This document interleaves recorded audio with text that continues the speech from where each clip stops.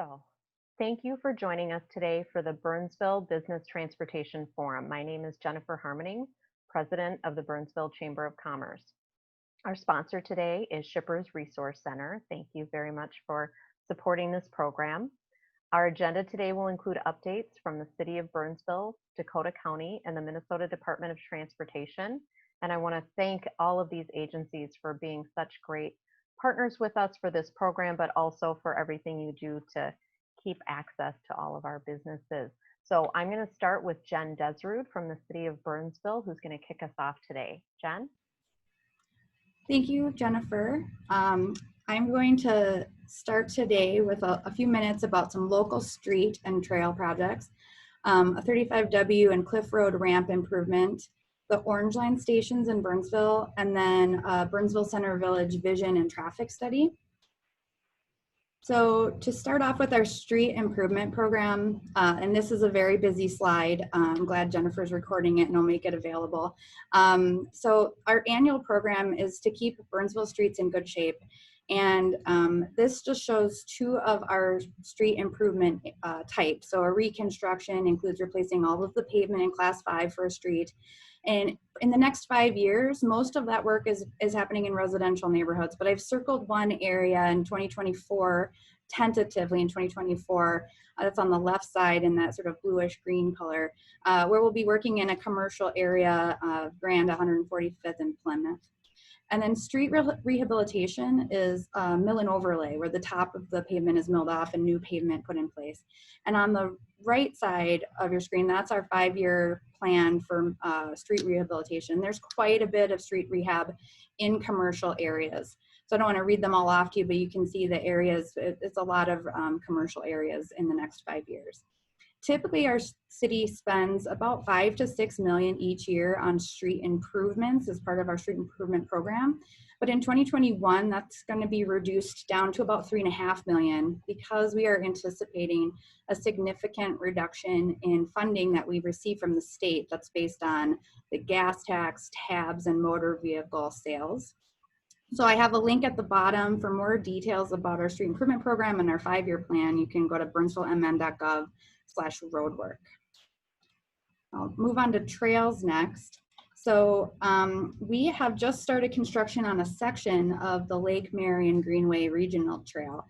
The whole trail is about 20 miles, and it goes through Burnsville, Savage, Credit River Township, Lakeville, and Farmington, connecting the Minnesota River to Murphy-Hanrahan Park Reserve. That master plan was adopted in 2013. The north segment from Kramer Nature Preserve to Williams Drive is complete. And the section under construction now, just started a week or two ago, is 1.6 miles from Sunset Park to Kelleher Park. That total project cost is about $5.5 million, and it's being funded by a federal grant, Dakota County, and Burnsville. The section in between is in the planning stages that will connect from Williams Drive to this Sunset Pond area.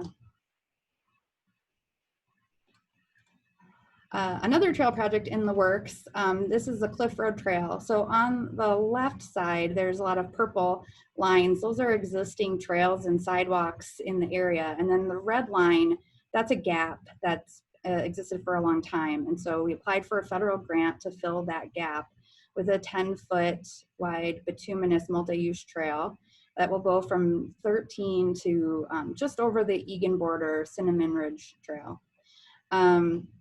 That has been in the design phase for a while. The design's pretty much wrapped up. We're working right now on right-of-way acquisition, and we intend to start construction early next spring. And that cost of that project's about $2 million. I think I had mentioned it's federal funded grant for the trail, and then Dakota County and Burnsville are sharing the remaining costs. We also, in this year, have painted or striped our first on-street bike lanes in Burnsville.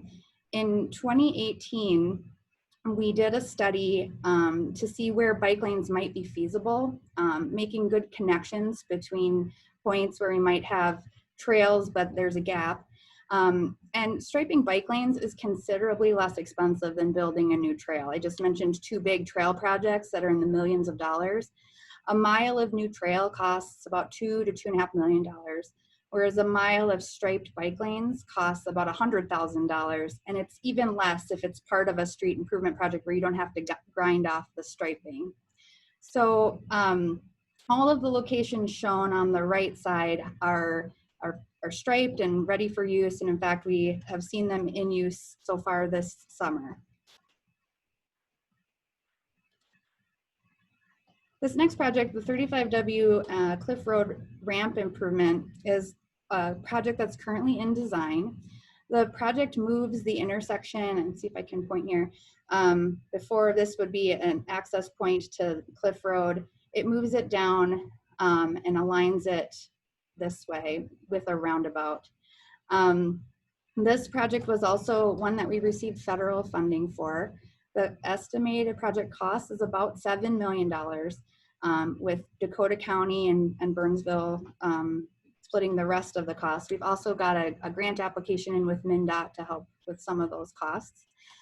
There's one property in which easements are needing to be acquired. You can see on this drawing that it goes through the southern portion of a property, and those conversations are underway. So our consultant is finalizing the preliminary design and working on environmental documents, and then soon they'll be moving into final design.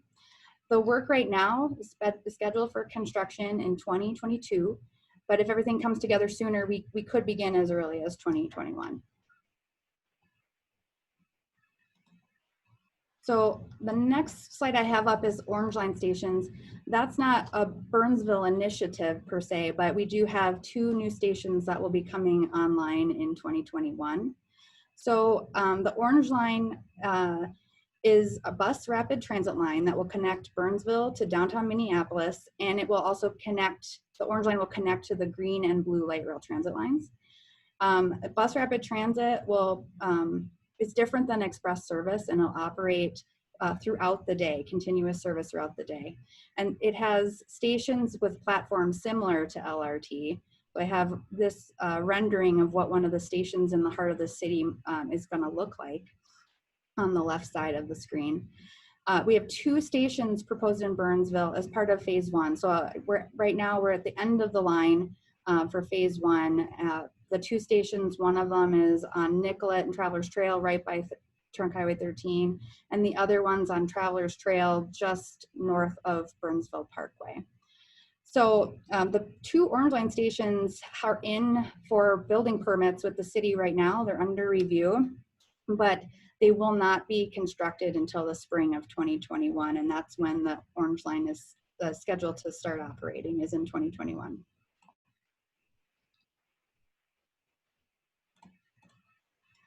And then this is my last slide. It's Burnsville Center Village. And in 2018, the city began work on Burnsville Center Master Plan study, which resulted in this Burnsville Center Village vision. And that was adopted by the City Council in early 2019. The vision shows redevelopment concepts north of County Road 42, but the main focus in the near and midterm is on the area of Burnsville Center south of 42. The vision shows elimination of most of the surface lots, incorporation of parking ramps, filling that surface lot space with a mix of residential, retail, medical office, and some other mixed uses. The vision also considers multimodal transportation and a walkable community. So I just talked about the Orange Line phase one. The Orange Line extension, sometimes it's called OLX, is proposed to terminate at the Burnsville Center site in the future. I don't think there's a date determined on that. It's kind of got to function with redevelopment. And to make pedestrian connections between the north and the south sides of 42, a grade separated crossing was envisioned, and that's that picture on the bottom of, it's a big wide walkway going under County Road 42.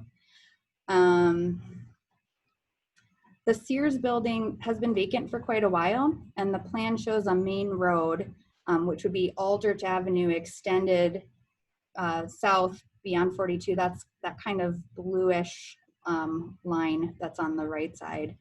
So one of the short-term tasks to complete was a traffic study so that we could understand what roadway improvements were necessary to mitigate the additional traffic that would come from redevelopment of the site. We completed that study. So we started it in 2019 and we finished it up in early 2020. With the full redevelopment of the area south of 42, which is what we focused on, it's estimated that vehicle trips to and from the Burnsville Center site will more than double, from 18,000 trips a day to just under 40,000 trips per day.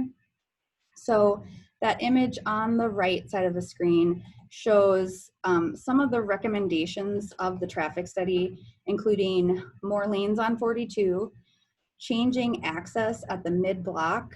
See if my pointer works. So right here, that right now is a 3/4 axis. It would be right in, right out in the future. Creating this separate off ramp that goes under 42 and then comes up and connects to Buck Hill Road and the Burnsville Center area. Changing access on Buck Hill. So you'll see here, you can't, in the future, with these improvements, you wouldn't be able to just come up Buck Hill. You have to come into the site to be able to go east on 42, and there would not be any left turns out from that direction. And then I already talked about extending Aldrich here, with the Sears site being already vacant. And this could move. This is just a vision, but this is where the vision showed Aldrich going. That would carry around 15,000 trips per day. So that's a similar traffic volume as Nicollet Avenue through the heart of the city. And then these white dashed lines are just showing what those internal roadway network could be with the vision. And those are not set in stone. That would all kind of hinder on what redevelopment actually happened. So the purpose of the traffic study, why we did it, was to gain an understanding of what we might need to do and to start planning for it. And then just to get a ballpark, what will all of this cost? And so the 2020 cost estimate for that was about $37 million for all of the improvements that I noted. So at this time, I think we're going to wait to take questions. My presentation's over, but I'm going to segue into the County Road 42 study that is being conducted by Dakota County and Doug Berry. Hi, this is Doug Berry from Dakota County, and I'll also have Nikki Farrington from SEH lean into this part of the presentation. Jen, you can go ahead to the next slide. What we'll present here today, and I have to thank Jen too for introducing some things that I'll be able to maybe touch on again in this presentation. Of course, what is our study? I've got some information on recent and upcoming projects. Want to make sure that you're understanding opportunities for input and how we're structured, and we're really looking forward to receiving input from anybody who wants to get involved. That's a big part of our current status. We'll talk about outreach completed to date, and then wrap up with a couple examples of some of the work that we've done on corridor context and some technical analysis. And so we'll jump right into it. Go ahead, Jen. The corridor in total is 15.5 miles, and Burnsville, of course, is on the west end.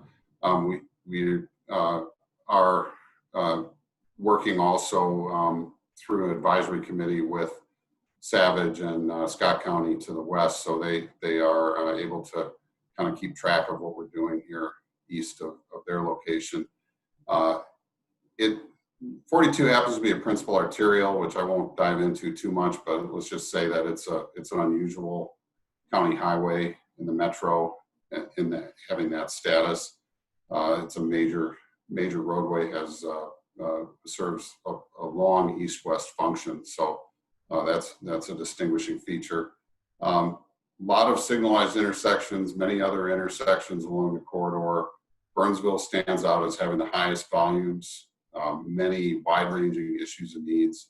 You saw in Jen's slide, there's been quite a bit of work done in the Burnsville Center area that we'll reference into this study and be looking at again. And this is a 20-year kind of cycle now. So it was roughly 20 years ago, 1999, that they completed the last major planning study. You can go ahead, Jen. Just a quick note on process. We will be going for about another year by the time we wrap up with recommendations. So we're still quite early in the study, and we're at a point right now where we're just starting to move into that middle part of the process of establishing visions and performance goals. But we're still kind of going back and forth between understanding needs and then starting to look at the types of things that we might need to do with a long-term plan. And then finally, there's a fairly long step to look at what types of projects we might recommend and how those projects would be implemented. So again, I'd reference that slide that Jen showed near the end.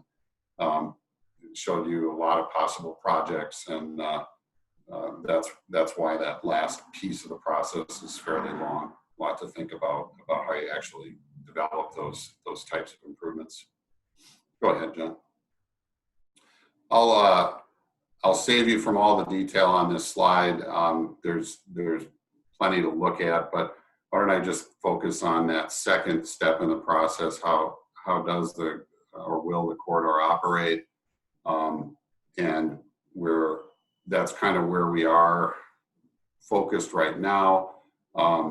We're also kind of moving back and forth to that top step, still looking at the feedback that we're receiving, and Nikki will tell you more about the types of inputs we've received from the community so far. That won't end. We'll continue to do that throughout. You can see in the middle too, the bicycle, pedestrian, and transit service. I like to think that there are some unique characteristics of Highway 42 and some opportunities for other modes. So I'll be happy to hear any comments on that either today or in the future from you. You go ahead, Jen. One of the things that we want to emphasize, in terms of even doing this study, which we would normally want to be rolling up sleeves in person with people a lot more than we're able to do during the COVID era, but you never stop planning and you never stop implementing projects on 42. So we need to move ahead, and this kind of illustrates that.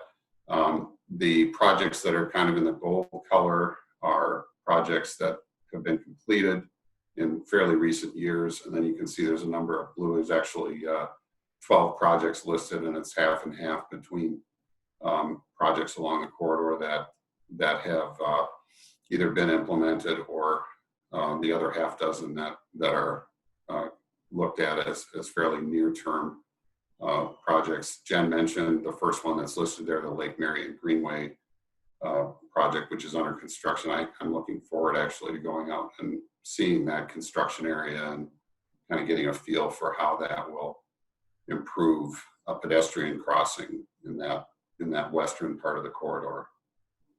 But happy to come back to any questions on these projects later on. You can go ahead, Jen. I mentioned that we'd give you a little bit of background on how we're structured with stakeholders, and I'd emphasize on this graphic the study advisory committee, which we formed, and we have representatives of each chamber. That's how Jennifer came into this, and so we much appreciate being able to extend that with business community outreach as highlighted on the slide, kind of a focus group strategy, and I want to encourage more of that. We would be very interested in connecting directly with businesses and maybe forming another meeting to talk about questions that businesses might have in Burnsville and the other communities that we're working with. I think with that, I'll let Nikki jump into some time here, and we'll talk about a little bit more about how we're engaging with people and some of the results that we've seen. So I think we'll be moving to the next slide too, Jen. Yeah, so like Doug mentioned, obviously in COVID, we're doing outreach a little differently than in person, but we're trying to reach as many as we can. So as of right now, we do have a current website up that's gives information about the project. We did some social media outreach, trying, and again, at this phase, what we're trying to get is just understanding the needs of the community, how people use the corridor, how they experience the corridor. So there's been emails, newsletters, mailings to specific groups. I'm hoping that the chamber sends something out. If not, that might be the next step, is to get this to you guys. But we do have a wiki map. And so, Jen, would you go to the next slide? This is really how we're gathering the information for the most part, is through this wiki map right now. So as of last week, I think we had about 100 comments. So you can see at the bottom of this slide there, we gave individuals options to kind of categorize their comments. So you can see there's some blue cars, there's some orange bicycles, some just stars, as in some pedestrian concerns. So with that, you can, and the other thing that we want to show is just the variety of comments we have received, which is encouraging. So again, you can see the typical, I think everyone who lives in the area knows it's always congested, speeds maybe too fast in some areas, too slow in others. So obviously the automobile concerns that we're hearing, but we're also hearing, when you look at that pie chart, that bike routes, there's a lot of locations where people were saying this is an important crossing for me and on my bike. Transit concerns, pedestrian concerns, and bicycle concerns are all kind of in that left side of the circle there as well. So you can see that it's actually a good mix of both multimodal and vehicle concerns that we're hearing. The next thing that we're focused on right now is looking at increasing our outreach to make it more equitable in terms of who we're reaching. So the chart there on the left, the table is showing you kind of the distribution based on some questions that we asked those participants. And as of right now, we're really trying to increase our outreach to some of the underrepresented populations. And so the next phase right now that we're working on is a flyer that has both English, Spanish, and Somali language, and then also some phone numbers that people can call with those same languages as a greeting, just to encourage more interaction with those communities. And so, like I said, we have locations for those flyers to be distributed, and then also we'll do another social media kind of outreach in order to get those participants included.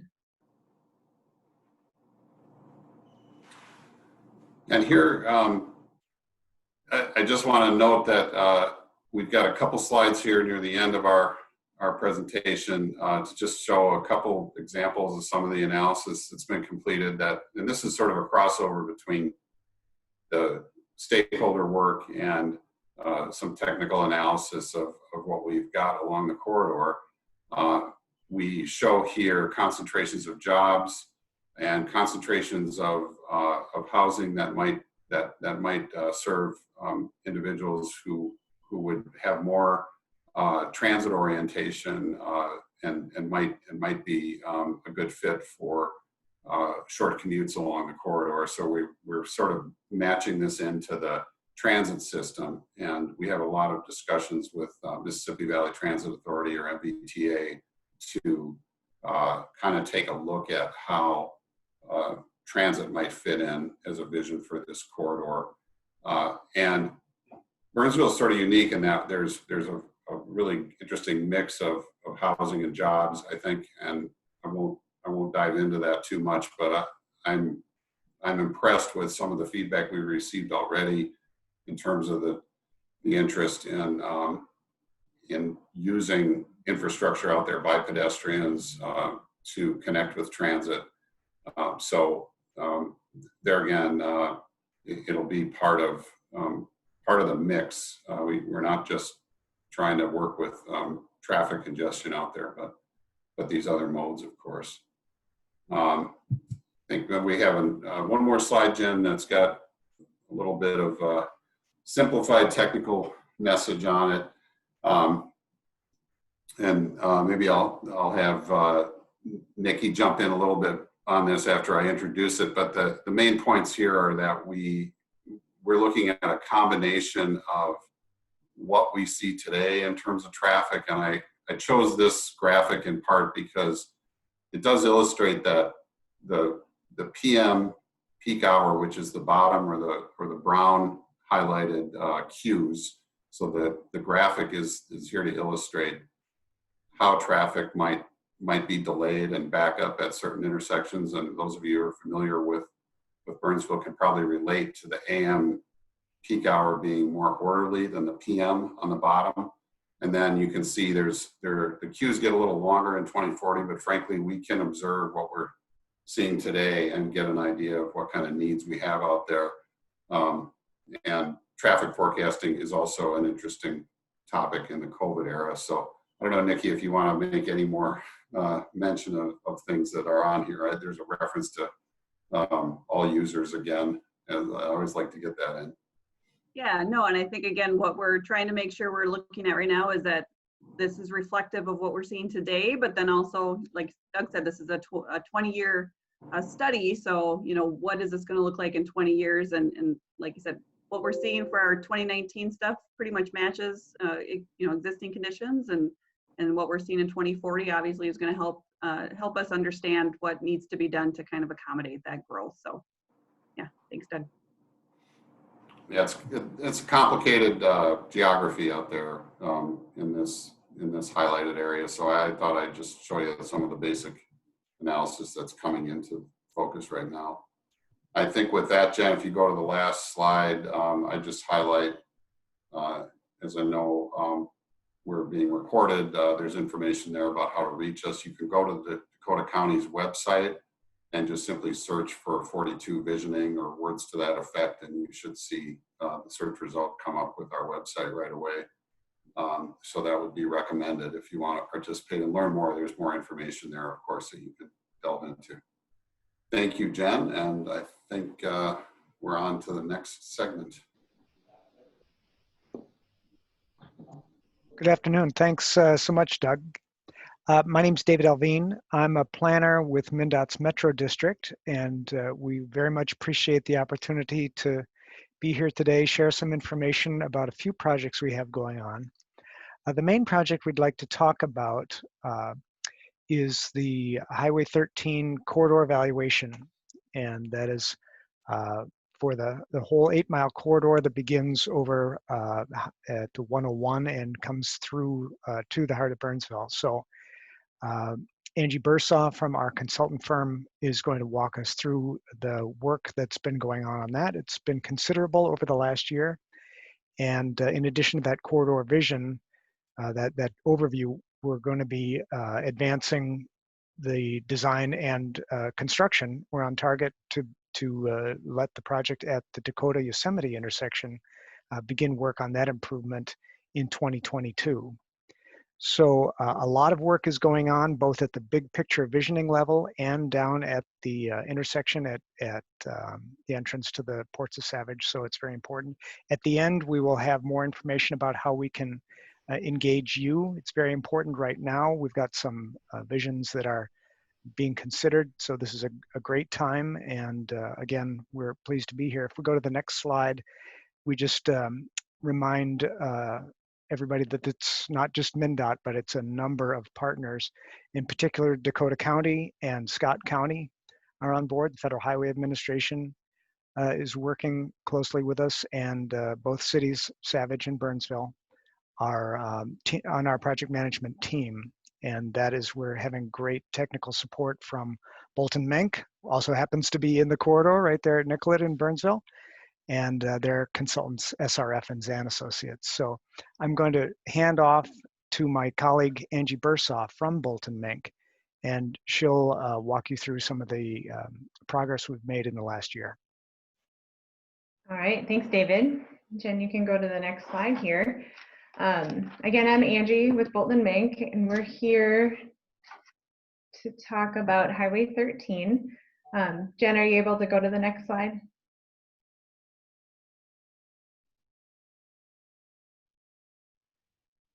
It looks like she might have been having some technical difficulties. Let me see if I can grab this Give me 1 second here.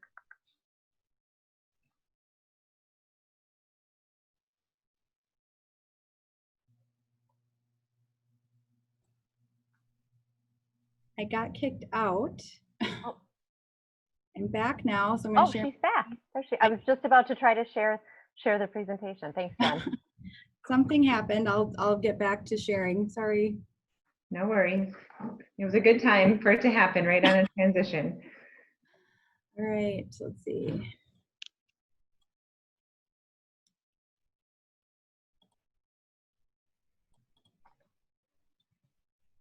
All right. If you go to the next slide, Jen. Okay. Here we go. Okay. So Highway 13, David introduced this. The blue line on the map is showing our study area from 101, 169 interchange, all the way through the Savage and Burnsville area, and we end on the east end on Nicollet Avenue. We're really trying to do a couple different things with this project. We're trying to figure out what are the needs of this corridor for the long term so that we can get some consensus around a long-term vision. What does Highway 13 want to be in the future? Is it going to continue to be an at-grade highway? Will it have some bridges here and there, kind of like you see at 13 and 101 today? Or will it be more of a freeway facility? So that's our main task to figure out, is what is the vision? But within that, we also need to identify and design an improvement at the Dakota Yosemite area to the ports of Savage and the industrial businesses surrounding that.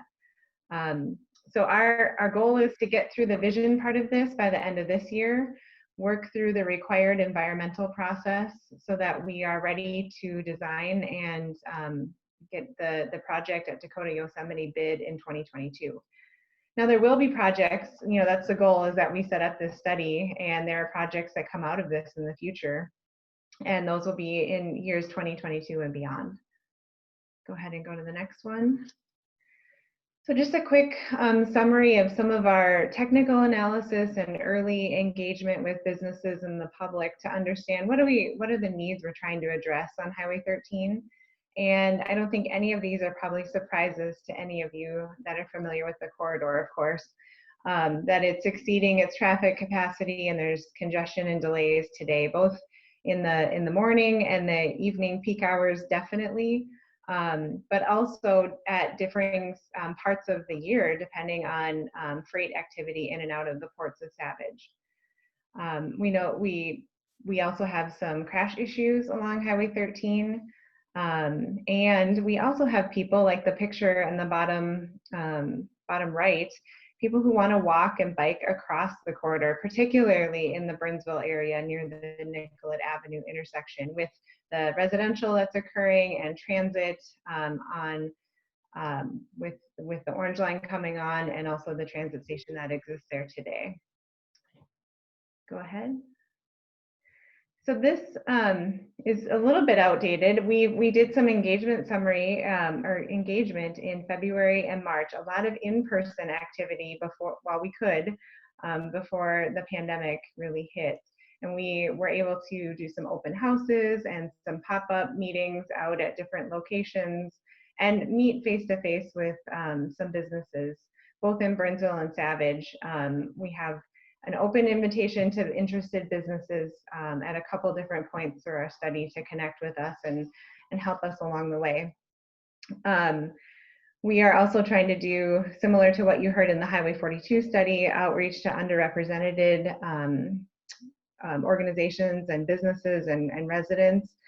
And this is just showing some of what we heard in that early time frame of what are the top concerns and needs, and very much aligning with what I already shared on that previous screen about walking and biking and congestion and freight issues, and just how the network is functioning as a network.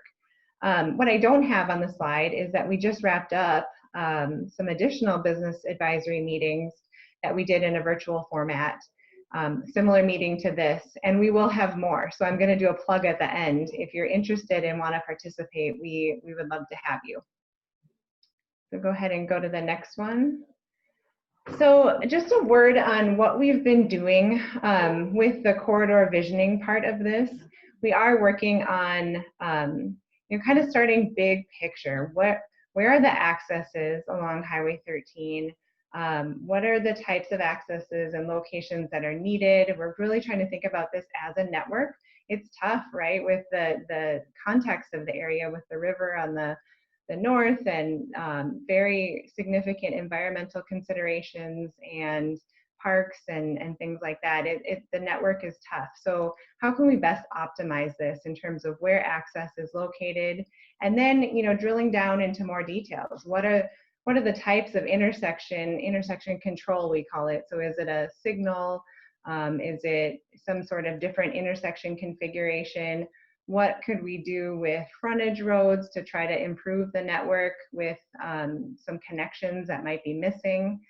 And then looking at, what's the footprint of these? It's a very developed area. So we know it's not a clean slate where we can come design this grand scale of things. We need to try to fit this in that will serve best for the business, is responsible with costs, and can optimize things like moving transit, freight, cars, and people on walking and biking. So go ahead and Jen, go to the next one. So ultimately, the corridor vision, as I mentioned earlier, was really to get at what should this be. And I mentioned these, but just a refresher. So the at grade is what you see out there today for most of the corridor, where you have signalized intersections. Maybe we're going to look at, can we add things like lanes or different intersection control without having to build bridges and grade separation? Would that work for the future? Or do we need to start introducing partial grade separation, where maybe some of it's at grade, but parts of it we have bridges and ramps and things? Or does it need to be a freeway where we have interchanges throughout the corridor? And how does that work for things like business access and the local network to support it? So we'll ultimately end our corridor vision with one of these three recommendations. Now, there could be various options that work within one of those visions, and that can be sorted out in the future as well. So I wanted to share a couple examples. I'm not going to get into the weeds of these. We just don't have a lot of time today. But I wanted to share at Nicollet Avenue, just because this is specific to our audience here in Burnsville. To give you an idea of what we talk about with these visions, is it at grade? So can we add lanes, make Highway 13 a 6-lane through this area, and expand the signal to make that work? That's one idea that's being looked at. And also grade separate a pedestrian crossing. We know we need to get people safely across this location. So could we keep a signal, but maybe add either under or over for people walking and biking? Go ahead and go to the next one, Jen. Here's an example of a hybrid option. So again, what we mean by hybrid is parts of it are grade separated. So in this case, Nicollet Avenue would go over Highway 13, but there would still remain a signal on Highway 13 east of the current intersection, where again, we're just kind of separating out the movements so that it actually operates a lot more efficiently and safer. But you're not going to the extent of building a major full grade separation where all of the movements are separated without signals.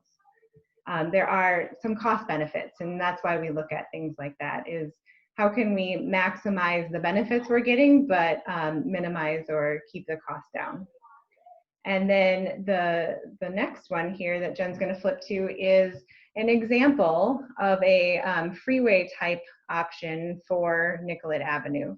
And this would be a unique design where you are separating the movements. The roundabout, the single point roundabout, is actually above Highway 13. Highway 13 would be depressed, lower than it is today to go under the roundabout. And so you're fully removing signals and separating all of those movements. Pedestrians would walk, across the bridge, roundabout type bridge, over between the north and south sides. So these certainly are not the be-all, end-all at Nicollet Avenue, but these are just a variety of the types of things we're looking at to try to figure out what does Highway 13 need to be to best accommodate all of the things we have to consider. And then the next slide is showing, you know, I wanted to also recognize we're looking at, of course, everything through the entire corridor area. So this is just a little bit further to the west. And I know for Burnsville businesses, you know, Chowan and Washburn are also within Burnsville, and you probably travel into Savage area for other needs and have people coming and going from there. We have many options that we're looking at throughout this area as well. And again, it's just sort of moving. This is an example of a hybrid option where maybe we have a couple interchanges, maybe there's an overpass, but maybe there's also some unique designs of changing around which accesses are full movement and how you can utilize frontage roads to support the network and those movements that are changed from today. So I wasn't going to go through all 8 or 9 other options that we have there. That would be a lot to cover today. But if you want to go to the next slide, Jen, I just wanted to share that we're in this phase right now where we're really looking at the full range of options and working through evaluation. You know, what are the benefits? What are the trade-offs? What are the costs? And we hope to wrap up with a corridor vision at the end of 2020. But we are gearing up to have another round of engagement where we'll share some more of these designs later this summer. And you'll be able to dig in a little bit further into how would that work and how would it work for my business or my interests, or I travel on there, how would I get from point A to B? We'll be looking for that kind of input in this next round.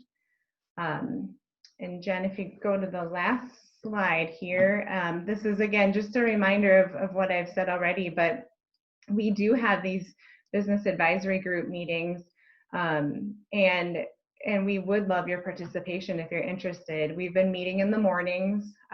We've had 2 meetings so far, 2 different time frames of meetings. And our next one will most likely be, it says late August, it most likely will be into September by the time we kind of gear back up for that. And we'd be glad to have you there. My contact information is on the screen. The corridor website is also on the screen on the lower right. And we'd be happy to answer questions in the future and have you join us.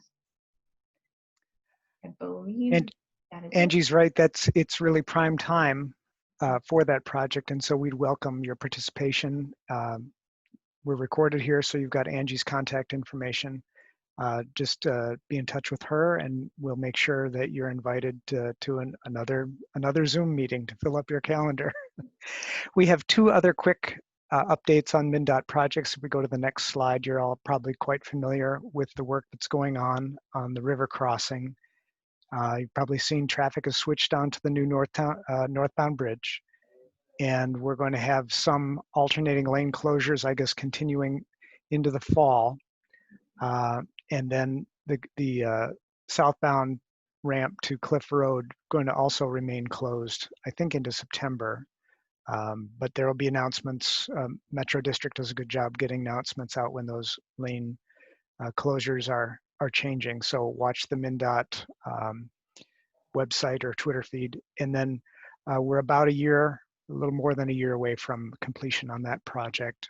And then if we go to the last slide, we have one other resurfacing project coming up that affects 13. It is on 35, and it's currently being reviewed, what we call scoped, for the year 2025. So it's from starting Cliff Road going south all the way down to the split with 35E.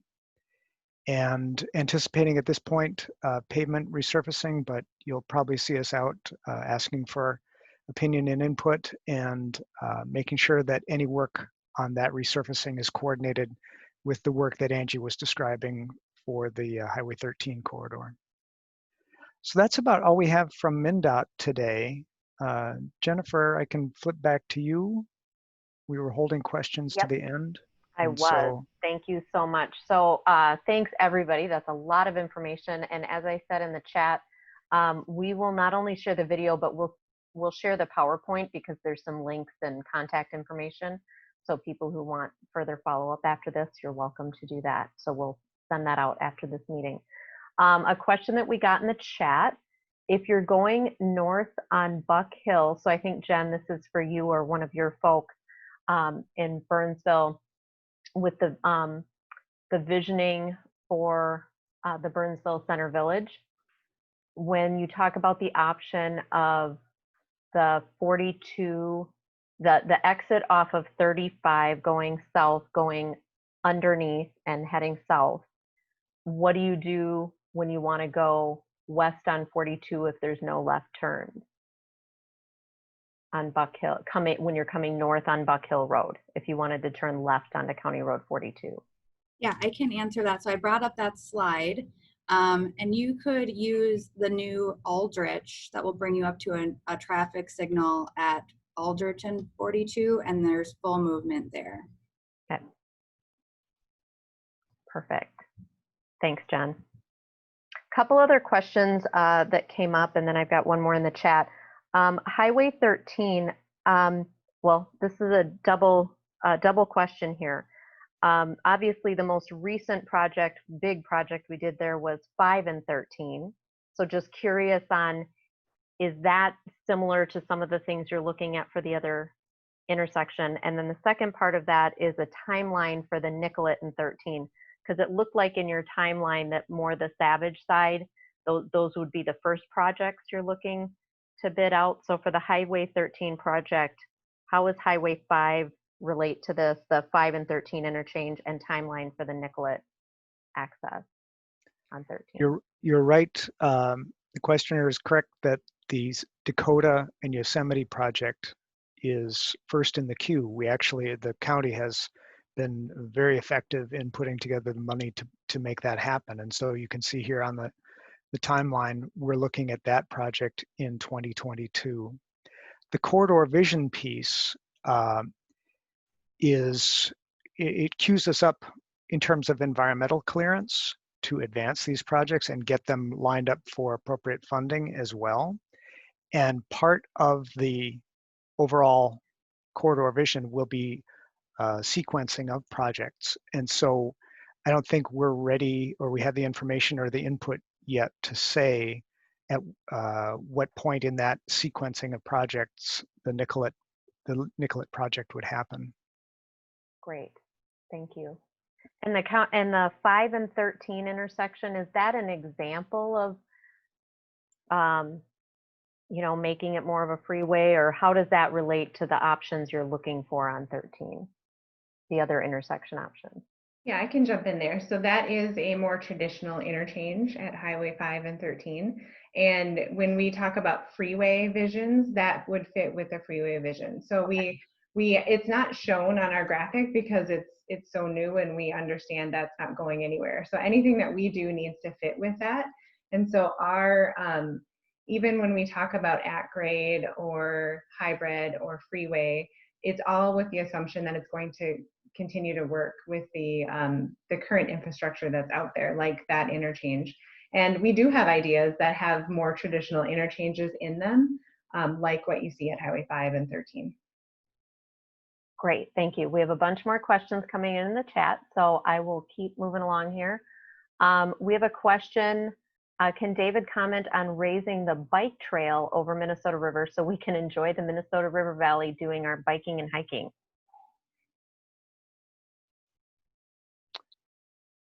I might be able to answer that a little bit. So Ryan Peterson is on the call as well from, or maybe he's not anymore. Oh yeah, he is.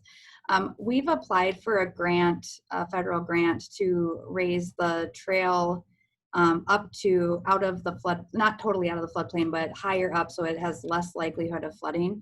We won't find out if we've gotten that grant, I think, until towards the end of August. That was one of our grant applications that we submitted earlier this year. Great. Thank you, Jen. Okay, next up, you mentioned increasing the number of lanes on 42. How far west and east will that extend? Is it the areas highlighted in yellow? So I think that's back to the, is that the Burnsville Center Village plan? Yeah, I can speak to that as well. So our initial study had lane increases on this part and then further east beyond 35E. But that's all going to be in conjunction with what the work that Doug and Dakota County are doing. This was just the first step. The corridor study that Doug is working on with Nikki will kind of help refine that a lot more. Great. I'll just make a comment too, Jen, that the layout that was developed as part of the traffic study shows some additional lanes. However, I like to call them auxiliary lanes because they're not continuous. And so the basic lane configuration is 3 lanes in each direction. And it's reasonable to say that that's not necessarily changed in this layout. The lanes that are added are serving turning movements and merging and weaving type moves, which is a problem out there today. And I won't, get into the weeds on that, but there's not a very continuous expansion of 42 east and west in this layout. Well, we'll of course be looking at that question again as part of our study.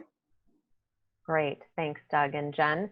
I've got 3 more questions in the chat that we'll try to get through. If I've missed anything, you guys can throw that in the chat too.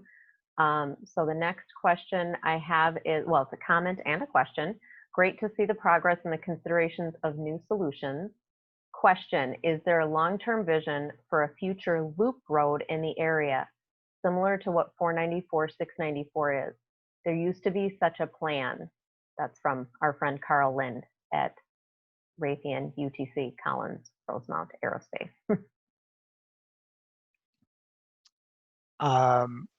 MnDOT does not have a plan that I'm aware of for a loop road. Our policy at this point is we're not expanding the system. We do spot improvements here and there to improve mobility, but to my knowledge, I'm not familiar with the plan that was referenced, but not aware of the loop road. Okay. But there are others on the call that might have more information than I. Anyone from the county or city recall a plan like that you've been involved in? Since we're kind of next in the cross-cutting among cities here out for the county, no, we don't have a plan of that type in place. We will look at supporting roadways as part of the 42 study. It's a little different idea. It's not quite as large in scale maybe as what the question implies, but you have things like South Cross and McAndrews, South Cross to the south of 42, McAndrews to the north, examples of supporting roadways and how they might function in the system. Again, not very large in scale, but there are opportunities maybe to make better use of the system around 42. Okay. I don't know if the city has anything to add, but those are the conversations that I've heard as more relievers for County Road 42 and working on the roadways in the area. I will jump to the next question. Again, comment and / question. We really need a safe and fast way to travel east-west in Dakota County. Highway 13 seems to be the most natural for the first highway to provide this. Do you envision Highway 13 becoming the primary east-west distribution route? I think in our traffic work that we've done already on the study is showing, definitely that there's a need there. And just about as soon as we anticipate any type of additional capacity, we can fill it up, tomorrow if that were there. So the demand is certainly there. I think, what we're trying to work within is balancing, of course, the context of the area we have to work within and, building the most benefit that we can, realizing we can't solve everything, but getting the most benefit that we can for this demand for east-west and getting that flow to work, but yet also keep access and allow people to move freely in and out of these communities and businesses along the corridor too. So Yeah, it's hard to say, but yeah, that we see it. but we are asking a lot of Highway 13, in addition to that east-west commuter movement, we're also asking it to provide access to one of the busiest intermodal facilities. You've not only got trucks coming in on the road, but you've got barges coming in and you've got trains coming in. And so it's really, the highway has to do a very important function. We have twice as many trucks on this road as we do on a typical metro trunk highway. And so it's a balance of that through movement plus the need to provide the kind of access Angie was mentioning for these critical businesses. I mean, not only the ports, but there's some very important businesses on the south side of Highway 13 that depend on truck access as well. Thank you, David. And I see from Ryan, he probably couldn't get a word in. I jumped ahead too quickly. He just said from the city, I'm unaware of any further out freeway ring road systems being planned. I have a double question here, I think, about the Buck Hill 35W question again. So the question is, will the exit from 35W onto Buck Hill be eliminated? If that exit onto Buck Hill is going to be eliminated, why? It seems to work well now. So the concept that we were looking at would be that this, can you see my pointer? Yep. Okay, that this would be its own exit lane that goes under 42 and then will come to Buck Hill Road. So you would have a different decision to make on 35 if you wanted to go to Buck Hill Road or to the Burnsville Center area. The reason for removing some of the movements out of this intersection is just that the more movements you have, the more conflicts you have, the more time you have in that intersection. So if you can pull some of those vehicles out of that intersection and divert them in other ways, you eliminate some of, or you alleviate some of the congestion. So you would still have access to Buck Hill Road off of 35W. This is not a plan that is, we need a lot of approvals before we were able to get this plan done. It's more of a concept. We need federal highway approvals, we need MnDOT approvals, we need Dakota County approvals. So really what our study was doing was seeing what's possible, what might we need to do, and then we'll have to move forward with getting all those approvals. And as I had mentioned, the funding too. There's a lot and Jen, my understanding was that this concept was developed in response to the Center Village plan projecting much higher traffic levels in the area, right? This isn't necessarily, it's not that it wouldn't be nice to have it now. It's more, this is more of a future oriented plan, and it would give people that southbound access to turn.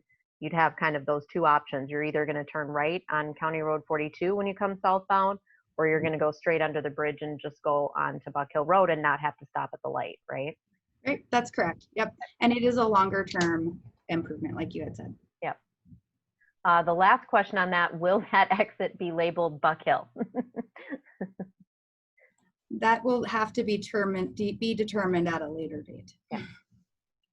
Great. Well, you guys are awesome. Oh my gosh, 5 o'clock on the nose. We got through every question and we got through the whole presentation. So I can't thank everybody enough. Our sponsor, Tom Taylor with Shippers Resource Center, and our partners with Jen, who helped pull this all together at the City of Burnsville, as well as Doug and your team at Dakota County and your team with MnDOT. Thank you so much. Thanks for everybody who came today. We will share the recording and the PowerPoint, and we will see everybody real soon. Thanks so much.